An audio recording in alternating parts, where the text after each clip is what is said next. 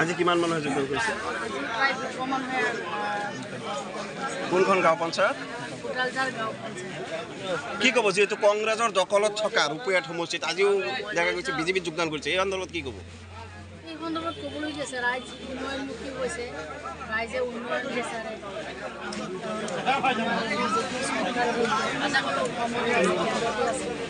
আজিৰ দিনত সংখ্যালঘু মানুহে নিজৰ বিবেকৰ কাৰণে ওলাই আহিছে আৰু উন্নয়নৰ স্বাৰ্থত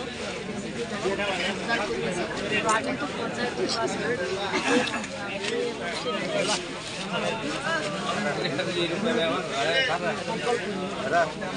কংগ্ৰেছে কিছুমান ভুৱা প্ৰতিশ্ৰুতি লৈ ৰাইজৰ মাজত সোমাইছে ৰাইজৰ প্ৰতি আপোনাৰ কি আহ্বান থাকিব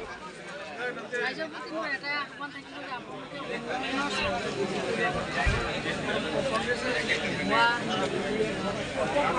যে